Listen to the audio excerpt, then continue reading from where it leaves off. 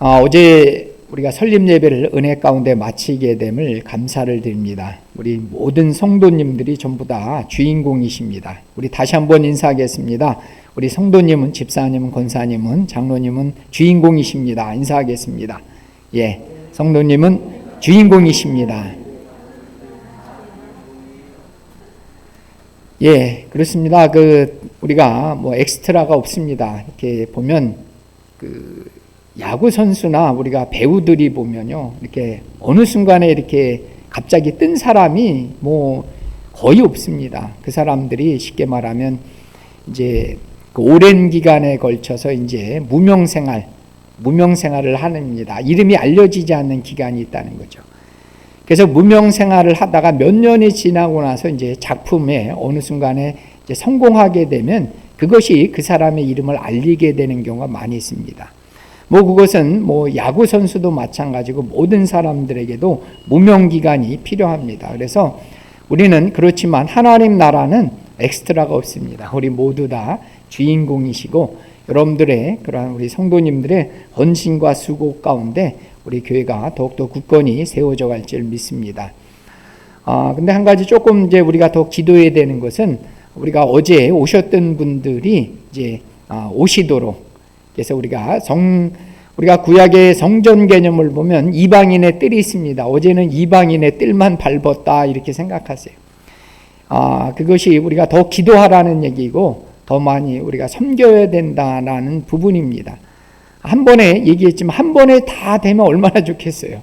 우리가 기도한 거 다 응답되고 그러면 제가 느낌상 제가 얘기해 주면 다 교만해져요. 하나님 떠나게 됩니다. 그래서 하나님은 뭐든지 다 때가 있는 거고요. 그리고 더 많은 인내와 소망 가운데 기다림이 필요한 겁니다. 그래서 우리는 더 기도해야 되는 부분이 있습니다. 그래서 이방인의 뜰을 밟고요. 요거 좀 내려주세요. 좀 이렇게 보니까 햇빛이. 그 이방인들의 뜰이 있고요. 그 다음에 또 뭐가 있어요? 성소가 있습니다. 성소가 있고, 성소가 있고, 그 다음에 지성소라는 부분이 있습니다. 그래서 지성소까지 들어가는 데 있어서 더 시간이 필요한 거고, 더 많은 기도가 필요한 줄 믿습니다. 그래서 우리 성도님들이 혹시나 마음에 품고 있는 성도가 있다면 더 많이 기도해 주시고, 그 다음에 다음 주 또 다다음 주에 꼭 나올 수 있도록 그렇게 같이 협력해 주시고 기도해 주셨으면 좋겠습니다. 오늘 말씀의 제목은 하나님께 영광 돌리는 삶, 하나님께 우리가 어떻게 하면 영광을 돌리는 삶을 살아갈까, 그거에 대해서 우리가 고민하지 않는 성도는 없습니다. 근데 저도 이 말씀을 준비하면서 도대체 하나님께 영광 돌리는 삶은 뭘까라는 거죠. 그런 부분에 대해서 우리는 분명히 고민이 있어야 되고요. 또 그 부분에 대한 우리가 순종이 있어야 될 줄 믿습니다. 그 노예 해방을 주장하는 북군과 남군이 싸우던 그것을 우리는 이제 남북전쟁이다라고 얘기합니다.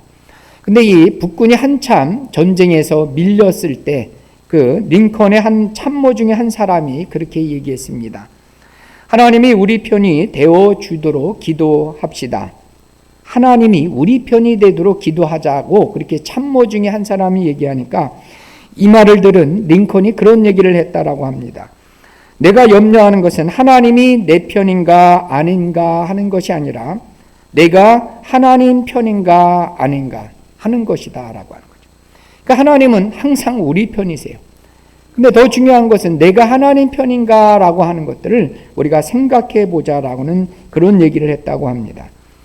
그래서 우리가 인생이 무엇인가 표현하는 많은 말 중에 있습니다. 그 중에서 제가 하나의 이제 여기 모니터로 띄워드리겠는데요. 그것이 뭐냐면 인생이 무엇이냐라고 했을 때 life is, 그다음에 L is C between B and D라는 것이 있습니다. L은 is between, 그죠? L is C라는 거죠. between B and D, B와 D 사이 C다라고 하는 거죠. 아마 이것을 보신 분들이 있습니다. 이게 무슨 뜻인가 한번 띄워주시면 L은 life입니다. life는 인생이라는 거죠. 인생은 선택이라는 거죠. 근데 between B and D, B와 D 사이의 선택인데 B는 birth고 D는 death입니다. 즉 태어남과 죽음 사이에 끊임없는 선택을 하는 것이 우리의 인생이라는 거죠. 그래서 어떤 선택을 하느냐에 따라서 어느 편에 서는가에 따라서 우리 인생은 너무나 달라진다라고 하는 얘기입니다. 그래서 제가 작년에 읽고 다시 한번 읽는 책이 있습니다. 그래서 미국 테네시주 내시빌에서 목회를 하고 있는 스캇 솔주 목사님이 지은 그 선에 갇힌 인간, 선밖의 예수, 선밖의 예수라는 그런 책이 있습니다. 그래서 이 책을 통해서는 양분된 세상, 그것을 우리는 이분법, 이것이냐 저것이냐라고 하는 그러한 양분된 세계 속에서 살아가고 있다는 얘기입니다. 여기서 한마디로 우리는 날마다 있어서 선택을 강요당하고 있는 거예요. 그래서 한번 띄워주시면, 그래서 이제 쉽게 말하면 거기도 띄워지만 진보인가 보수인가, 요즘 참 선거철이 다가오면서 우리는 이것에 대해서 선택을 해야 되는 거죠. 어떤 분은 또 낙태를 찬성하는 분도 있고요. 낙태는 절대 안 된다는, 생명이기 때문에 반대다 이렇게 주장하는 사람이 있어요. 근데 저는 이것에 대해서 저는 일부분 찬성하는 쪽입니다. 무조건 낙태를 반대하는 것은 또 아닌 거더라고요. 그런 부분에서. 그것은 사람마다 다르다는 거죠. 무조건 낳아야 된다는 것은 하나님의 뜻에 맞다라고 했을 때 우리는 하나님이 아니세요. 그러니까 하나님 뜻이다라고 얘기하시면 안 되는 부분이 있습니다. 그 다음에 나홀로 신앙을 하는 분도 있고요. 또 공동체에 생활하시는 분도 있고요. 또 돈을 무조건 쌓아두는 사람도 있고요. 또 거룩한 낭비, 그 참 좋은 말입니다. 저는 거룩한 낭비라는 생각. 근데 낭비가 아니라 우리는 뭐예요? 그 돈을 가지고 하나님 나라를 세워가는 거죠. 그 다음에 인종차별이 여전히 있고요. 존중하는 사람이 있고요. 그 다음에 남녀를 또 이렇게 편가르게 하는 부분들이 너무나 많이 있습니다. 그래서 이렇듯이 우리는 어느 편인가는 서야 돼요. 뭔가는 선택하면서 살아가는 그러한 시대에 살고 있습니다. 그래서 이 책 속에서도 그렇게 결론을 얘기합니다. 예수님이 우리 편이신가 묻지 말라. 예수님이 우리 편인가를 묻지 말라는 거죠. 우리가 그분의 편인가를 자문해보라. 스스로 질문해보라는 거죠. 나는 예수님 편인지 아니면 그냥 내 편인지를 스스로 물어보라는 얘기를 하고 있습니다. 바울은 8장 13절서부터 9장 23절까지 우리가 지지난주까지 바울은 스스로의 자유가 있지만 그 자유를 제한해야 된다라는 얘기를 하고 있습니다. 그리고 지난주에는 10장 1절서부터 13절까지는 이스라엘의 예를 들어 구약의 그러한 이스라엘의 역사를 들어서 너희들은 현재를 살고 있는 고린도 교인들은 그렇게 살지 말라는 얘기를 했습니다. 그러면서 오늘은 8장 4절에 나왔던 그러한 우상 제물에 먹는 일에 대해서 다시 한번 말하기 시작합니다. 그래서 오늘 14절 본문은 그런즉 이런 접속사로 시작합니다. 우리가 지난주에도 얘기했지만 바울은 이 접속사를 잘 사용합니다. 이 접속사를 통해서 이 문맥이 어떻게 진행될까를 미리 예시해 주고 있습니다. 그래서 이 바울이 얘기하는 이 그런즉이라고 하는 것은 앞에 있는 10장 1절서부터 13절의 얘기를 하는 것이 아니라 얘기 드린 대로 말씀드린 대로 8장 4절에 나온 대로 우상 제물에 먹는 일에 대해서 바울은 얘기하고 싶다는 얘기입니다. 그러면서 이 바울은 내 사랑하는 자들아 이런 얘기를 하면서 자기가 하고 싶은 얘기를 시작합니다. 그 말은 책망과 교훈하기보다는 너희들이 사랑을 가지고 있는 너희들이 내 말을 잘 들어달라라는 얘기를 하는 겁니다. 그래서 오늘 본문을 통해서 바울이 얘기하고자 하는 것을 크게 세 가지를 통해서 말씀을 나눠보도록 하겠습니다. 우리 첫째 같이 한번 해보겠습니다. 우상 숭배하는 일을 피하라. 예, 무엇을 피하라고요? 우상 숭배하는 일을 피하라고 바울은 얘기합니다. 바울은 오늘 우상 제물, 그 우상에게 바쳐진 제물의 문제, 그 제물, 즉 음식을 먹느냐 먹지 않느냐의 문제를 얘기하는 것이 아니라 이 먹느냐 안 먹느냐를 뭐로 연결이 되냐면 우상 숭배의 관점으로 얘기하고 있다는 얘기입니다. 그러면서 이 바울이 왜 이것이 그 우상에게 바쳐진 음식을 먹는 게 왜 우상 숭배냐라는 것을 두 가지 예를 들어서 이 바울은 설명하고 있습니다. 그 첫 번째는 우리가 성찬식, 그 성찬에 참여하는 일을 예를 들어 설명하고 있고요. 두 번째는 구약의 제사를 들어 설명하고 있다는 얘기입니다. 여러분 우리가 그 성찬식 저희 교회도 이제 한 번 했었는데 성찬식을 하면 뭐 합니까? 떡과 포도주를 우리가 같이 나누어 먹습니다. 근데 이 떡과 포도주를 함께 나누어 먹는 이것은 단순히 먹는 게 아니라 우리가 16절에 나온 대로 뭐라고 나왔어요? 16절에 보니까 그리스도의 몸에 참여하는 거라는 거죠. 단순하게 우리가 이 포도주, 작은 포도주 한 잔 마시고 그 다음에 떡을 떼어놓어 먹습니다. 그러면 이것은 그냥 상징적인 겁니다.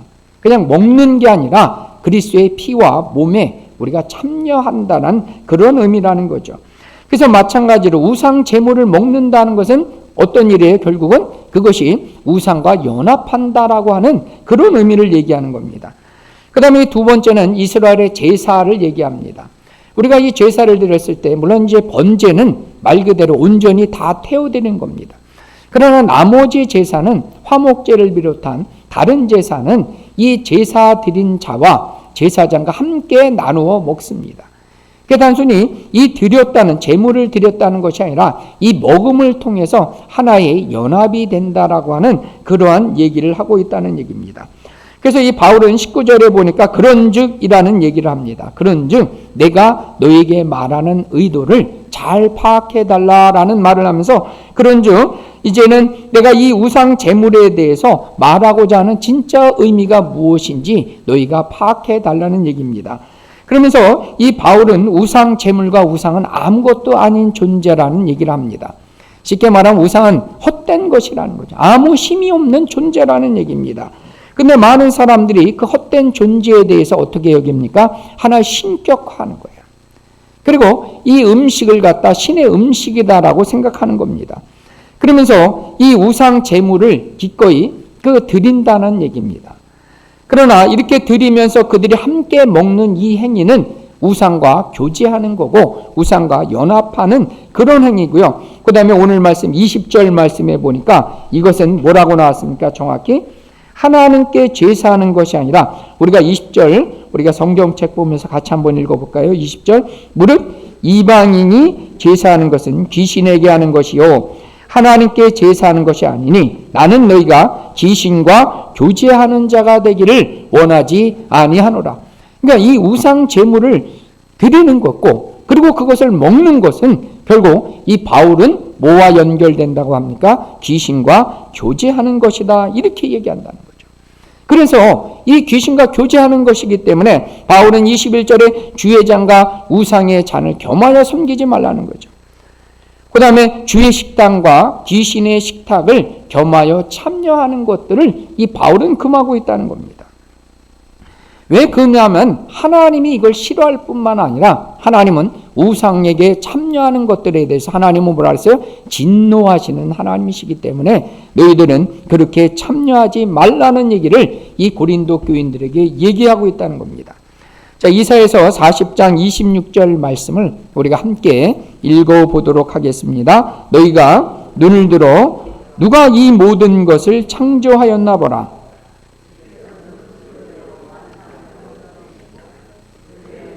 이름을 부르시나니 그의 권세가 크고 그의 능력이 강함으로 하나도 빠짐이 없나이다.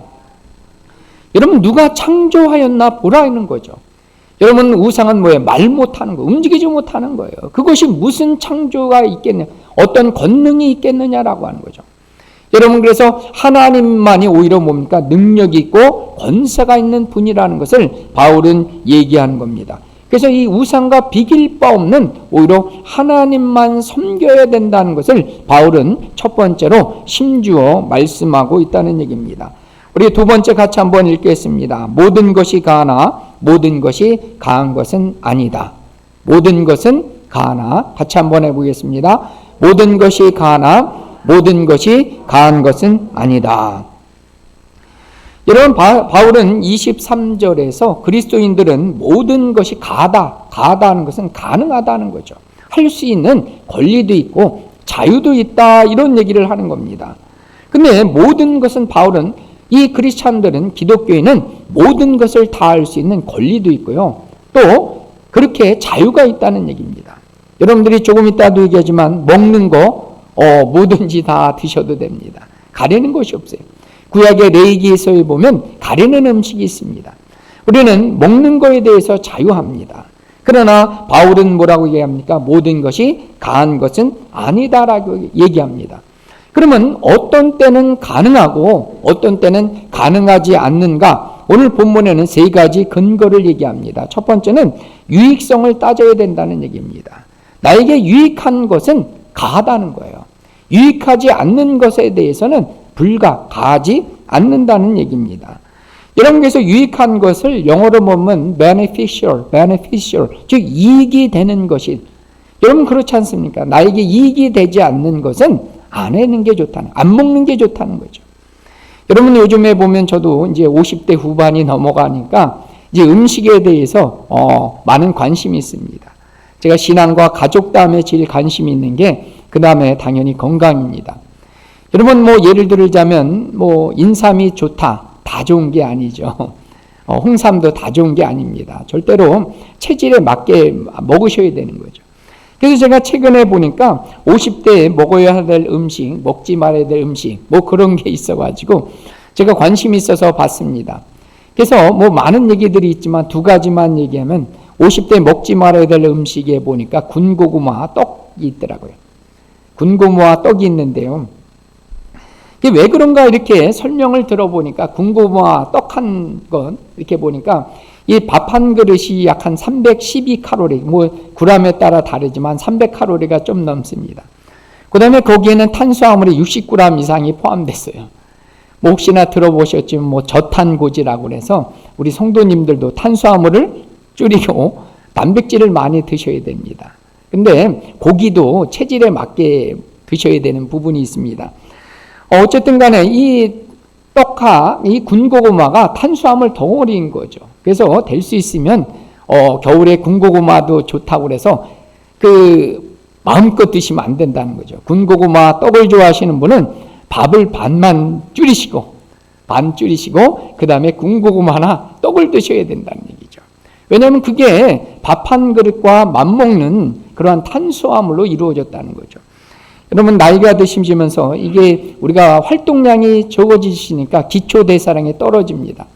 그래서 예를 들자면 1500칼로리만 뭐 드셔야 되는데 군고구마 떡 같은 거 많이 들어가시면 그게 넘어서요.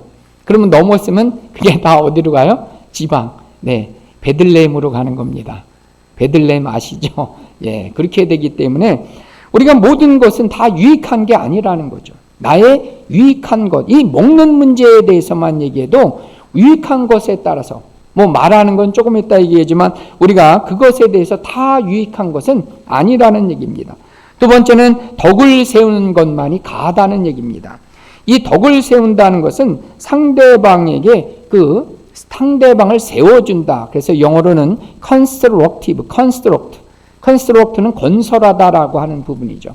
그래서 남을 세워주는 것은 덕을 세우는 거예요. 반대로 남을 허무는 것은 거치는 것이 돼서 남을 무너뜨리게 되는 것이 있다는 거죠. 여러분 먹는 것 때문에 남을 실족해 할 수 있다는 거예요. 근데 말하는 것은 우리가 더 많은 사람들을 실족해 할 수 있다는 거죠. 내가 하는 말 하나 때문에 상대방을 세워주는 것은 덕을 세우는 거예요. 근데 반대로 내가 하는 말 때문에 상대방을 실족해 하는 것은 내가 그것을 덕을 세우지 못한 그러한 행동이라는 거죠.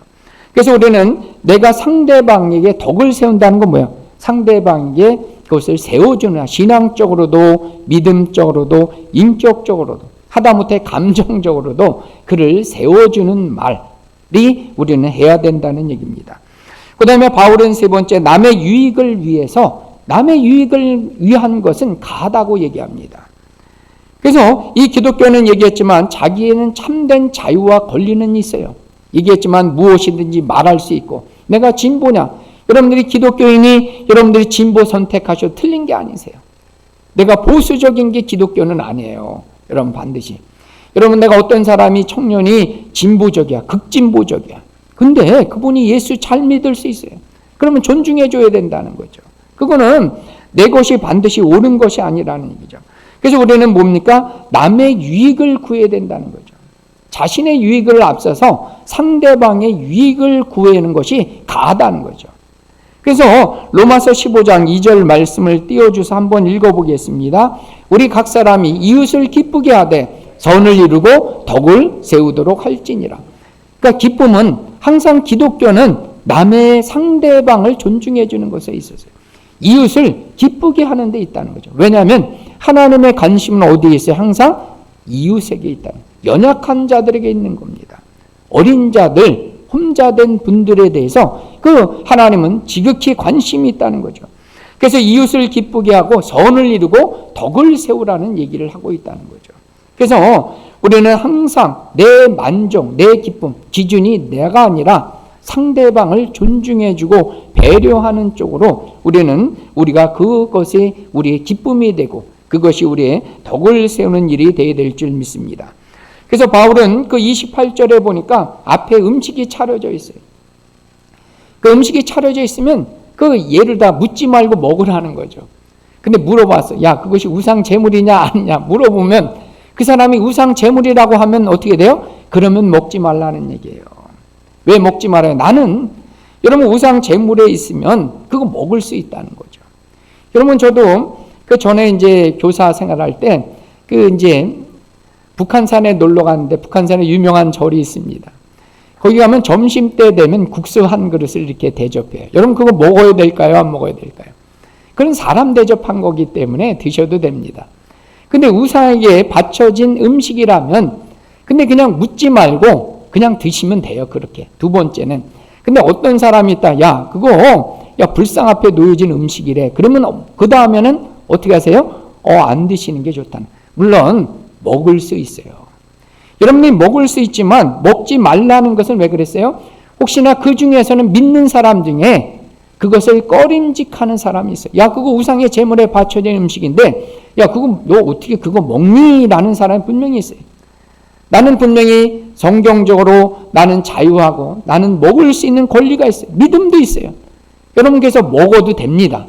저는 분명히 얘기했어요. 감사함으로 드시면 되는데 조건은 뭐예요? 우상 제물이라고 했을 때 여러분 스스로가 꺼리끼면 먹지 마시고 더군다나 믿음이 연약한 형제나 자매가 그 가운데 있다면 먹지 말라는 얘기입니다. 근데 여러분 스스로는 뭐예요? 조건은 감사함으로 먹으면 다 드셔도 되는 게 원칙이에요.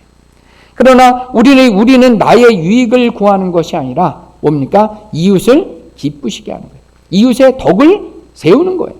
그래서 내가 한 행동과 말 때문에 상대방에게 덕을 세운다라는 건 뭐라 했어요? 상대방을 믿음에서 든든히 세워주느냐 아니면 무너뜨리게 하느냐라는 걸 내가 먹는 것 때문에 그렇게 할 수 있다는 거예요. 그래서 우리는 남의 먹는 것 때문이 아니라 그 사람을 배려하고 그 사람을 세워줄 수 있는 사람이 되어야 된다는 얘기입니다. 그래서 여러분들 바울은 29절에 뭐라 그랬어요? 너희는 자유함이 다른 사람의 비방을 듣는다면 유익한 것이 무엇이냐라는 거죠. 그것은 무슨 뜻이냐면 결국 내가 가지고 있는 자유 때문에 남을 죄짓게 만드는데 그것을 사용하면 안 된다는 얘기를 이 바울은 얘기합니다. 그러면서 우리는 마태복음 18장 6절에 예수님이 말씀하신 얘기를 귀담아 들어야 돼요. 우리 18장 6절 말씀을 우리 한번 읽어보겠습니다. 누구든지 나를 믿는 이 작은 자 중에 하나를 실족하게 하면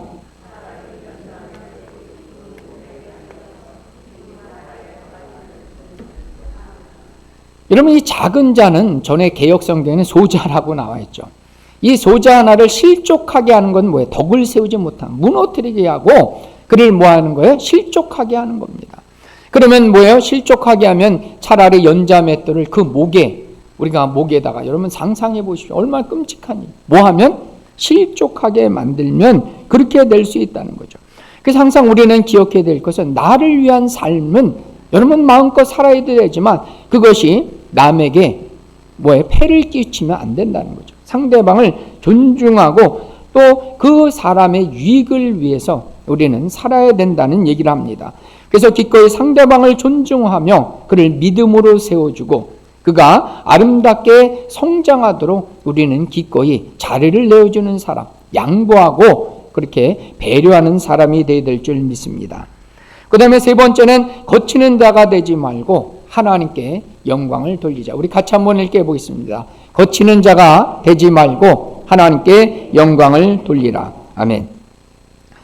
그러면서 이 바울은 우상 제물 먹는 문제에 대해서 두 가지 결론에 이르게 됩니다. 그 첫 번째는 거치는 자가 되지 말자는 얘기고요. 두 번째는 하나님께 영광을 돌리자라는 얘기를 합니다. 그래서 바울은 순서상 하나님께 영광을 돌리자라는 얘기를 먼저 했지만 저는 거치는 자가 되지 말자는 얘기를 먼저 하겠습니다. 여러분이 거치는 자 된다는 것은 어떤 뜻일까요? 쉽게 말하면 이게 사람이 지나가는데 내가 다리를 싹 내밀어요. 그럼 어떻게 될까요? 그래서 넘어지잖아요. 내 발에 걸려 넘어지는 것이 거치는 자가 되는 겁니다. 걸림돌이 되는 거예요. 그래서 다른 사람을 넘어지게 하는 자, 그것은 뭐 실족하게 하는 사람과 비슷한 개념이라고 이해하시면 됩니다. 그래서 다른 사람이 그 실족하고 넘어지게 하는 사람이 되지 말라는 거죠. 근데 우리는 가만 보면요, 우리가 특별히 기독교인들은 저도 그렇지만 다 먹는 걸 좋아해요. 근데 우리가 먹는 것 때문에 남을 실족해 하는 경우가 가끔은 발생합니다. 우리가 먹는 것, 말하는 것 그 하나 때문에 뭐 그거 안 먹으면 어때서? 그렇죠? 그 말 한마디 안 하면 괜찮아요. 근데 오히려 우리가 먹는 것, 말하는 것 때문에 더 많은 사람들을 실족해 한다는 얘기죠. 그래서 일요일 날, 제가 일요일이라고 표현했습니다. 일요일 날 지하철을 타고 가는데 따르릉 전화가 왔어요. 그랬더니만 전화 받았어요. 제가 일요일 날이라고 얘기했어요. 집사님 웬일이세요? 웃는 분들은 빨리 이해가 빠르신 분입니다. 감사합니다. 그죠? 집사님 얘기했다는 건 뭐예요? 그분이 기독교인이라는 거죠. 근데 등산복 입고, 그죠? 주일날 멋있게 등산복 입고, 그죠? 전화 받아 집사님 그런다는 거죠. 그러면 이게 딴 사람이 이렇게 됐다. 야, 저 사람은 산에 교회가 있나 봐. 그렇게 생각한 사람 아무도 없다는 얘기죠. 우리가 음식점에 들어가서도 보면은요, 보면 음식 갖고 타령하는 사람들, 기도에 열심히 해서 이제 대표 기도하고, 그 다음에 기도하고 먹는데, 갑자기 종업원 불러서 왜 음식 맛이 따지고, 그죠? 막 하대하고 막 그러죠. 물론 뭐 우리 교인들 중에 그런 분이 없고, 저 옆 동네 분들이 가끔 그러는 분들이 있어요. 그래서 우리는 이렇게 보면은요, 우리가 말하는 것 때문에 또 먹는 것 하나 때문에 의외로 사람들을 실족해 한다는 거죠. 우리가 그리스도 예수의 이름 때문에 고난 받는 것이 아니라 그리스도의 이름을 우리가 십계명에 망령 때 일컫는 행위라는 거죠. 그런 부분은요. 그래서 우리는 로마서 14장 17절 말씀을 함께 읽어보도록 하겠습니다. 하나님의 나라는 먹는 것과 마시는 것이 아니라고 오직 성령 안에서 있는 의와 평강과 희락이라. 다시 한번 읽어보겠습니다. 하나님의 나라는 먹는 것과 마시는 것이 아니요 오직 성령 안에 있는 의와 평강과 희락이라는 거죠. 아멘. 그래서 우리는 먹는 거 마시는 거 안 먹어도 돼요. 요즘은 덜 먹는 게 건강에 유지되는 겁니다. 그래서 누가 더 먹겠다 그러면 그냥 주세요. 그러면 우리 성도님들이 더 건강해지시는 거예요. 아멘이시죠? 그렇잖아요. 요즘 많이 먹어서 오히려 비만해서 문제인 거죠. 날씬해서 문제인 사람들 없어요. 요즘은 다 많이 먹어서 저부터도 이게 저녁을 갖다가 이제 밥을 안 먹고요. 될 수 있으면 샐러드 먹고 그렇습니다. 근데 어쨌든 먹는 거, 말하는 거 거기에 있지 않는 거예요. 오직 하나님 안에서 우리가 추구해야 될 건 의와 평강과 희락인 거예요. 하나님의 의가 나타나야 되는 거예요. 하나님의 의, 그게 바로 조금 이따 얘기하는 하나님의 영광 돌리는 거예요. 그 다음에 뭐가 나타나야 평강해야 돼. 평강, 화평해야 되는 거예요. 그 다음에 함께 있어서 뭐 해야 돼요? 짜증나는 게 아니라 함께 있고 싶은 사람. 아멘이시죠? 밥 먹고 싶은 사람. 그죠?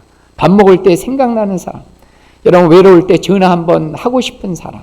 그 사람들 되어야 될 줄 믿습니다.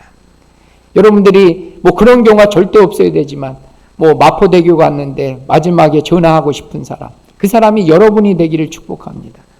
그래서 내가 예수의 이름으로 그를 다시 살리는 사람이 되어야 되는 거예요. 이게 바로 의와 평강과 희락의 사람. 함께 있어서 화평을 이루어야 되는 거죠. 그 사람만 있으면 왠지 가까이 가고 싶지 않고 그렇잖아요. 우리도 밥 먹고 싶은 사람이 있는데 밥 먹기 싫은 사람이 있어요. 함께 앉아있으면 왠지 모르게 소화 안 되고 싶은 사람 있잖아요.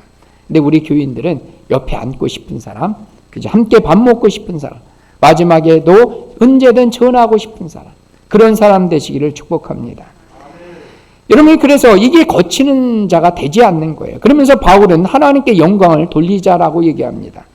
제가 하나님께 영광을 돌리자는 거 제가 서두에도 얘기했지만 저도 이 부분에 대해서 뭐 심각할 정도는 아니지만 깊이 묵상해 본 적이 없어요. 하나님께 영광 돌리는 게 너무나 잘하는 단어들이에요. 여러분들 스스로 한번 집에 가서 곰곰이 생각해 보세요. 하나님께 영광 돌리는 게 뭐지? 내가 교회를 수십 년 다녔는데 도대체 하나님께 영광이 뭘까? 우리가 이게 고민해 보지 않아요. 생각해 보지 않아요. 이게 저도 안 해봤어요, 사실상. 오늘 말씀을 준비하면서 세 가지만 간단히 얘기하는데요. 첫 번째, 하나님의 영광을 드러내는 삶을 살아야 된다는 거죠. 하나님의 영광을 드러내는 것. 그래서 이사야서 43장 7절 말씀을 읽어보겠습니다. 내 이름으로 일컫는 불려지는 모든 자 곧 그가 나를 내가 지었고 그를 내가 만들었느니라. 아멘. 우리 모두는 하나님의 영광을 위하여 창조한 자들이라는 얘기예요. 뭐 옆에 사람 보지 않겠지만 다음에 볼 때는 뭘로 보셔야 돼요? 하나님의 영광을 위하여 창조한 자라는 거죠. 그러면 하나님의 영광을 드러낼 존재로 만드는 거예요. 왜냐하면 하나님은 우리가 태초에 하나님이 성부, 성자, 성령으로 계셨을 때 그분들은 너무나 기뻐하셨어요. 근데 그 기쁨과 그 풍성함을 함께 나눠줄 존재를 만들고 싶어 했어요. 그 사람이 누구예요? 그 존재가 저와 여러분들이에요. 그 하나님이 누렸던 그 영광과 기쁨과 그 온갖 풍성함을 누리고 싶어요. 함께 누리는 존재로 우리를 만드셨다는 거죠. 그래서 우리는 그 하나님의 영광을 함께 누리는 자들이 돼야 돼요. 그래서 그것을 소유의 문답 1장의 1절에도 보면 하나님의 우리가 창조한 목적이 뭐냐? 하나님을 영원토록 즐거워하는 거예요. 그러니까 하나님 만나는 게 즐겁고 풍성하고 감사해야 되는데 그 하나님의 존재를 보여주는 것은 우리가 그걸 신학적으로 하나님의 속성을 드러내는 거예요. 하나님의 속성이 뭐였어요? 우리가 거룩하신 하나님. 그럼 우리가 이 땅 가운데 어떻게 사는 거예요? 다른 사람들이 어떻게 살든 우리는 거룩하게 살아가는 게 하나님의 영광을 드러내는 거예요. 그런데 하나님은 사랑이라고 얘기하셨어요. 그럼 우리는 어떻게 살아가는 거예요?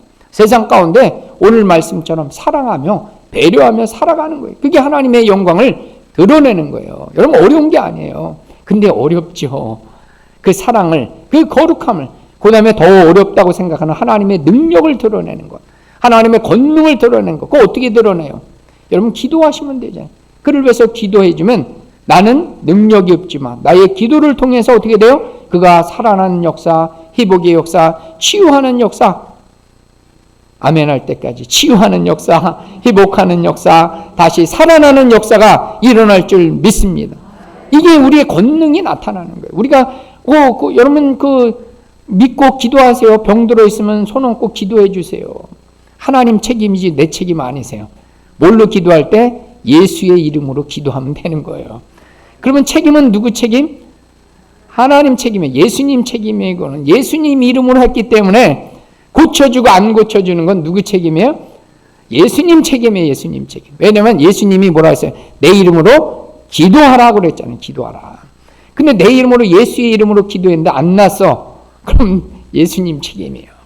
그러니까 여러분들 기도해서 나오면 뭐예요? 하나님의 영광을 드러내는 거잖아요. 그게 우리는 영광을 위해서 창조한 자라는 거죠.